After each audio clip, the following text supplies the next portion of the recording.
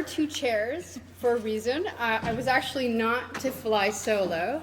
My colleague David, a newcomer to Canada who's been navigating the job market in Canada for a number of years, and an employer perspective.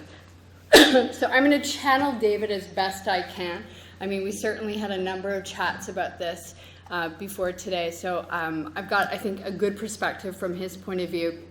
And I'm certainly, I'm certainly confident that you would have loved, his passion and, hearing firsthand from him, but I'll do my best, as I said, to represent him. We really wanted to kind of share not only our stories as an employee and as an employer, but also even how we met. So we actually ironically met at a Hauver event a number of years ago when David was speaking to our shared working groups. Since about 2011, I was representing Pythian on the IT Sector Working Council, and over the years we ended up joining the Employers Council of Champions. But way back when, David actually was presenting at one of our sector groups, and I remember sitting back and thinking, what a talented individual, and I would love to work with him one day, and lo and behold, a number of years later, we're now colleagues. So David is an assistant controller in our finance group. I head our HR team, and I think that we, when we sat down to talk about, what were we going to spend our time talking about today? And we know that everyone in this room are champions for change, and also are big fans of the work that HIO and the other organizations in the city do around helping internationally trained professionals find work in their fields and really help to integrate and also support employers. And we very quickly identified a number of barriers that David has actually faced individually. And we realized that we really wanted to also sort of include not only some of the best practices that Pythian has and has developed organically over time, but also give some sort of call to actions of things you could take away to your own organization. I always like to say that I don't recreate the wheel ever. The internet is a beautiful thing, sharing with colleagues and peers, but we Pythianize everything. And what I mean by that is we take a great idea from another company, maybe Apple or Amazon or Google or some of the big companies, and then we scale it back down to sort of our reality. Pythian is an IT company that was founded about 18 years ago in Ottawa. We are an IT professional services company. We employ 415 people in over 36 countries. But when I joined in 2010, we were only 90 employees. So we've grown a lot over the last number of years, so adding over 300 people. And the diversity of our workforce has really been part of our culture from the very beginning. So I'd like to sit up here and say that the HR team was responsible for creating this incredible culture where we were diverse and inclusive, but that was always part of our DNA. And that stemmed from our executive team and our founder. And I think that over the years, and I've spoken to Hauver about this quite a bit, I feel like we have sort of been catching up with formalizing some of our processes and best practices as opposed to the other way around. And I think, IT certainly lends itself a lot more than other industries in terms of looking at being able to identify talent for the talent that they are, as opposed to looking at where they gained that experience or talent. And that was some of the stuff that we wanted to cover.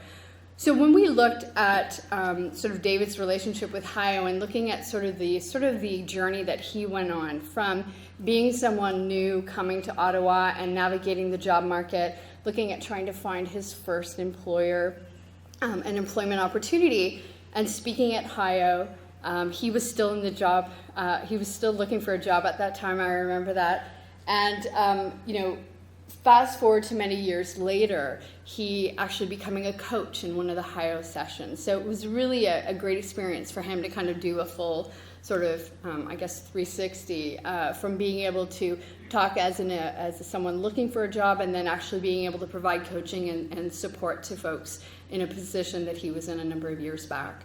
When we started looking at sort of some of the barriers that newcomers face, David was really clear on 5 specific areas, and it lended really well to some of the best practices we have, and then some of the things that we can share with you of, things you can take back into your organization.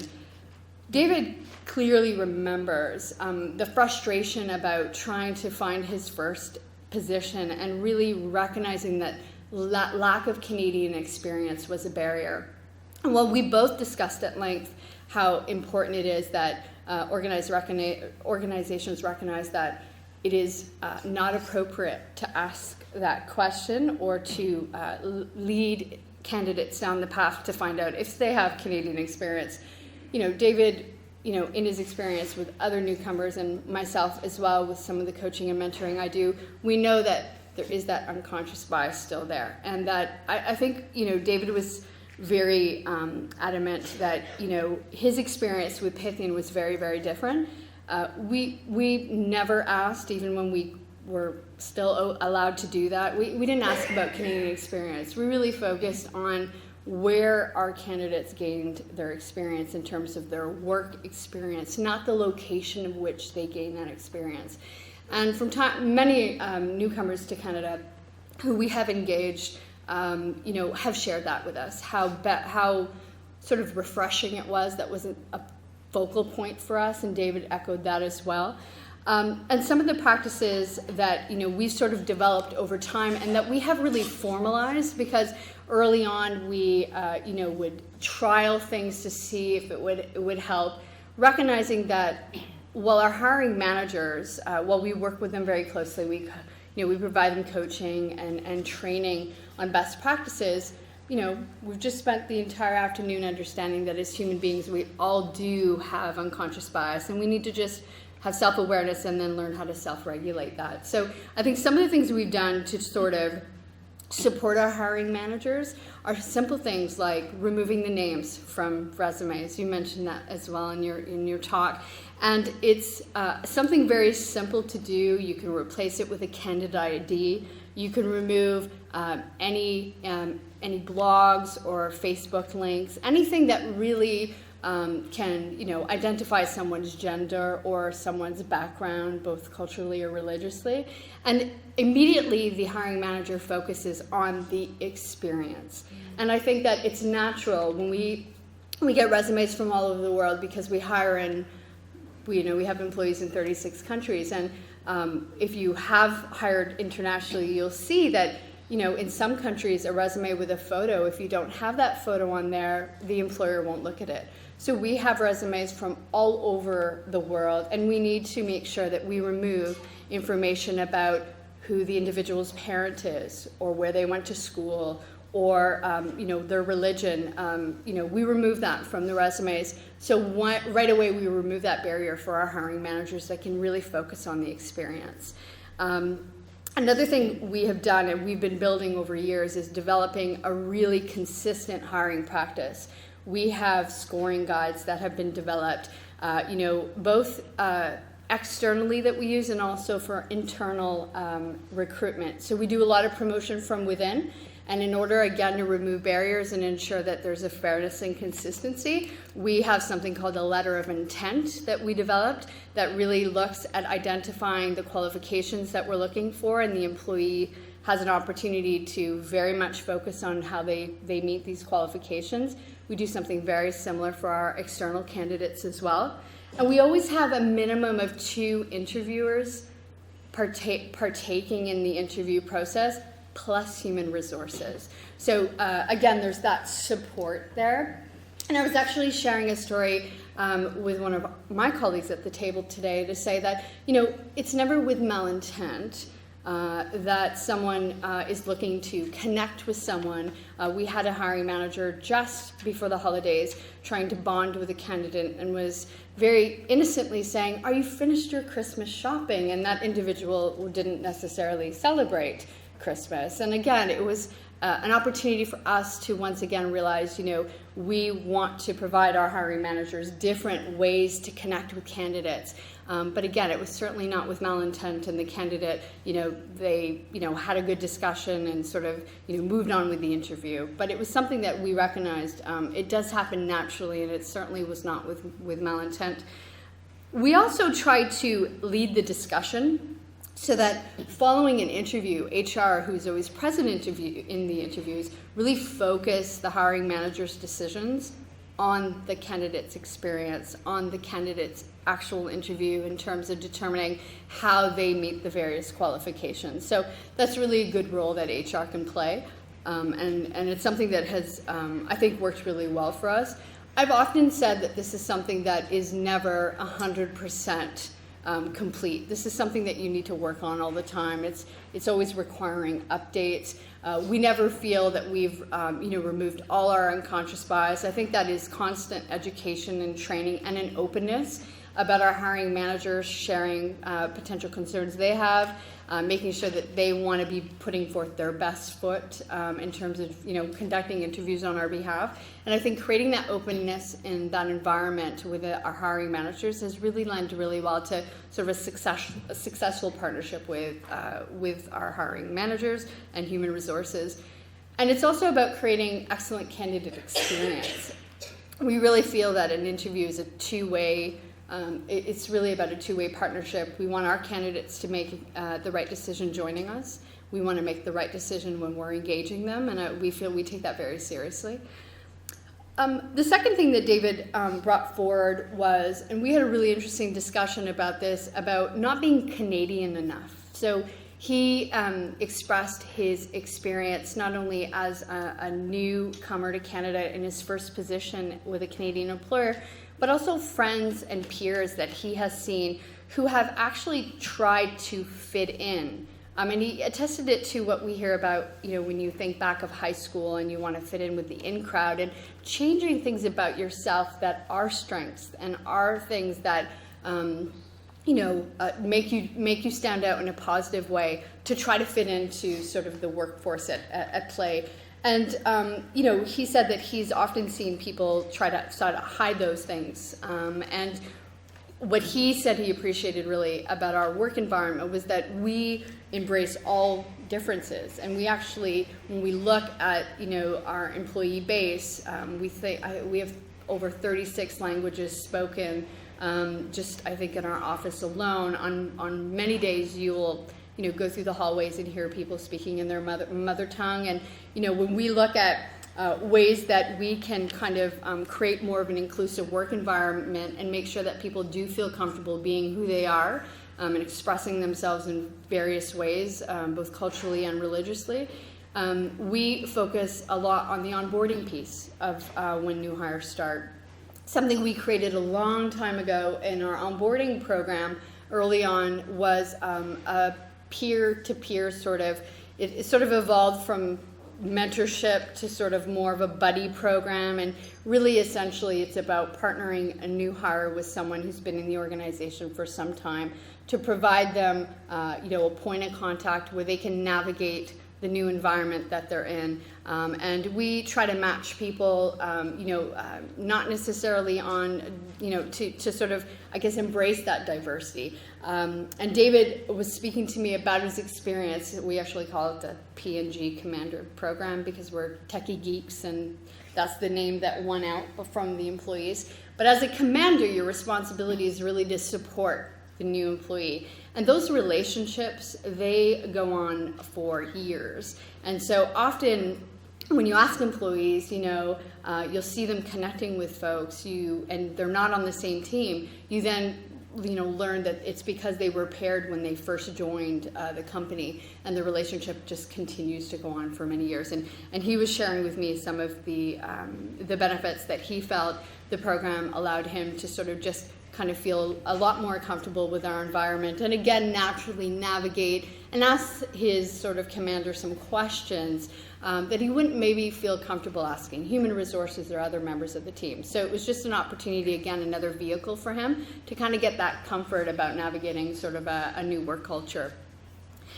Some of the other best practices that we wanted to share around sort of creating an inclusive environment and allowing people to really be who they are and not feel like they need to fit into the Canadian work culture is we actually allow our employees to determine when they're going to use their stat days. So in Canada, we have a certain number of stat days that are offered to our employees, and we actually allow our employees to book those stat days when they would like to use them. An example would be if we have a Jewish employee who is not interested in celebrating Christmas or Boxing Day, or having those 2 days off, they actually will use them to celebrate Hanukkah. And we have many employees, and it's something we do for all of our team across the world. They get to determine where they're going to use their stat days. It's gone over extremely well, as I'm sure you can appreciate, because it's just the reflection that we encourage our employees to celebrate the holidays that are important to them, and it was a very easy thing for us to do. The other thing that we do is we actually celebrate very inclusive holidays. We actually celebrate Geek Day as a company. We don't celebrate any other days, but Geek Day is sort of a holiday in the IT industry. It is something that we can come together in May every year. It is very, very well received, and also something that is that the employees look forward to. And when we celebrate as a team, we actually do team spirit events every quarter. And again, it's not focused on a specific time of year, culture, or religion. It's really about embracing our entire team, and it's about bringing people together, based on those differences. And so we will do different things during Team Spirit. We may celebrate, Home Country Day. So everyone comes in with their, soccer jerseys or their home T-shirts with their, they'll get their photos done with their flags, and they'll post those on our Facebook page. So there's just different ways to integrate the differences in a really positive way, and get people to connect as an organization worldwide. We also do potlucks, very well received again from Pythian employees because of the diversity of our employees. The diversity of food that is brought to our potlucks is extremely interesting, and people will share various sort of traditional meals and desserts, and employees get a new sense and get to kind of learn about their colleagues' backgrounds. And I think that has been something that is, again, very easy to do, and something that really the employees get quite engaged and excited about, because they do want to share some of their favorite family recipes, and it's an opportunity for them to do that.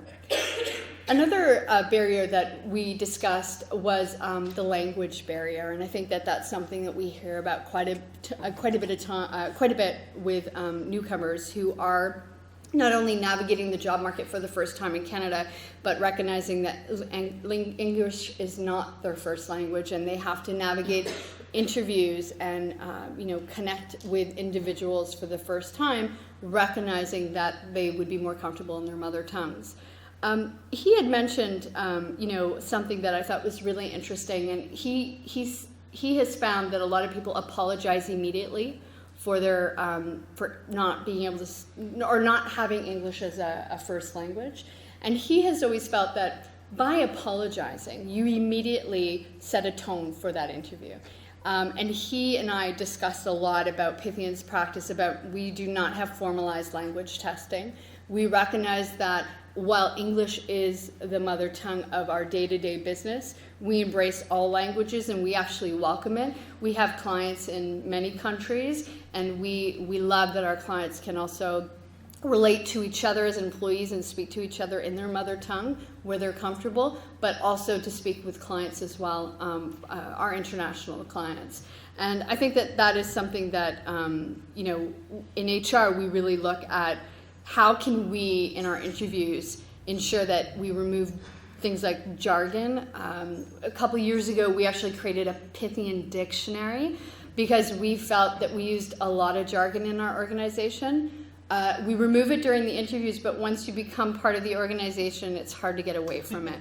So we felt that having a dictionary, which is really just about decoding some of the stuff that we use in our organization on a day-to-day basis, was really useful for all of our employees, including our internationally trained professionals.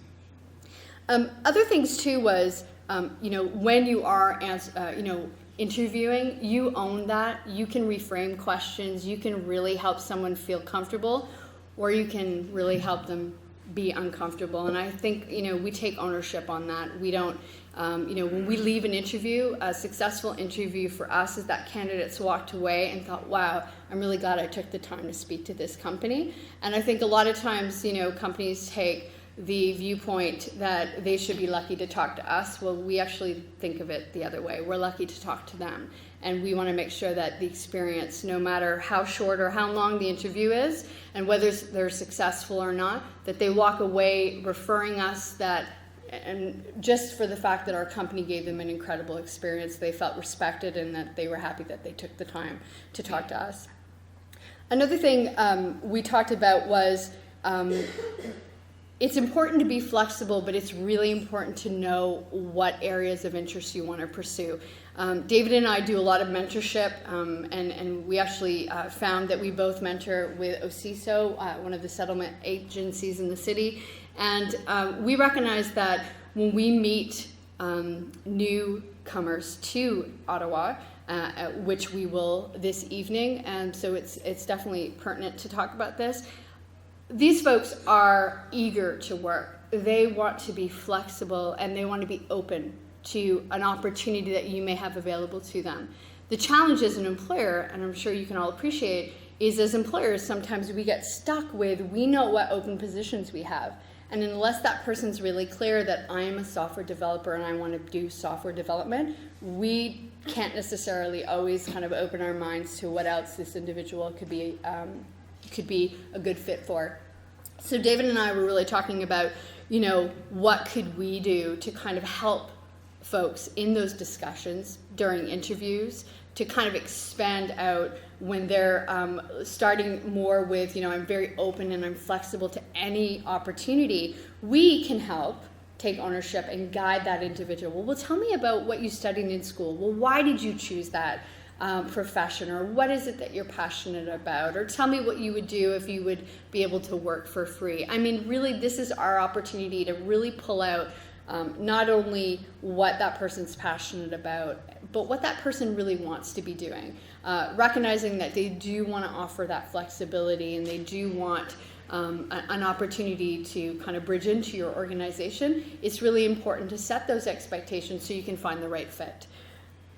And I think that, the last thing that we recognized in terms of a barrier, and I think something that we can all appreciate is the importance of networking today in navigating the job market. And one of the experiences I shared with David was when I was conducting mentorship a number of years ago with someone who had newly came to Canada and was navigating the job market for the first time. He had shared with me in confidence that he had been asked to network. He had been asked to ask for help on some very specific things. And he was extremely uncomfortable about it. And so I had asked why, and I wanted to really understand how I could remove this barrier for him. And he had expressed that in his culture, it was rude to ask people he did not know for help. That you asked family members and friends, but you didn't speak to someone that you don't know and ask them for help. And so it was an eye-opener for me, and David and I really went and talked quite a bit about it, because we recognized that we sometimes, take that for granted. And I remember expressing it to the individual, saying, networking is hard for everyone. It doesn't come naturally. We all work at it, right? Not everyone is, extroverted or comfortable going to a stranger and asking for help. And I think tools like LinkedIn and other ones that allow easier access, it's still not going up to someone in person and saying, I need your help and can you help me with X, Y, and Z. It's sort of more of a subtle approach. So while those tools are great and much more, I think, helpful for helping folks sort of navigate the networking piece, it is still challenging to kind of at least start. We recognize that when we're looking for talent, and my table and I, we were talking quite a bit about that, about talent today. It really is a mindset shift, right? The funnel of talent is quite small, and it gets smaller and smaller as years go on in terms of being able to find the right talent for your organization. So you do need to change your mindset. You do need to be more open-minded in terms of establishing relationships with other organizations, like HIO and some of their partners, because they provide you an avenue that you wouldn't necessarily be able to get yourself. And it's okay to ask for help, and it's okay to say that, you can't navigate it all on your own. I think that we have benefited over many years from the partnerships that we've had through the various organizations in the city. We've been able to get access to talent we would never have otherwise. And I think that we are constantly looking to explore new ways to do that. And also refreshing it. I had a discussion with my team just a couple days ago and said, what are our best practices today, and were they the same best practices from 2 years ago, and what are we missing that we were doing 2 years ago that we should start doing again today? And I think it is about looking at that and constantly kind of looking as not only an employer how you can open up your mind and that funnel of talent to benefit from not only internationally trained professionals, but sort of the just talent in general. One of the things we have benefited from, and this is a plug for HIO, and no one asked me to do this, but we absolutely have benefited from the cross-cultural training that HIO has put on. We've had a couple of our employees go through, and our intention is actually to bring it internally and be able to deliver that to our workforce. And that is something that is very accessible to everyone in Ottawa, and the wealth of information that we get has been incredible. And we've been able to use it in our best practices, and we certainly intend to continue to do that over the years. Well, the gift of time is a wonderful thing as well, so I'm happy to give that as well to you if you would prefer that. I know it's been a long afternoon, so thank you very much.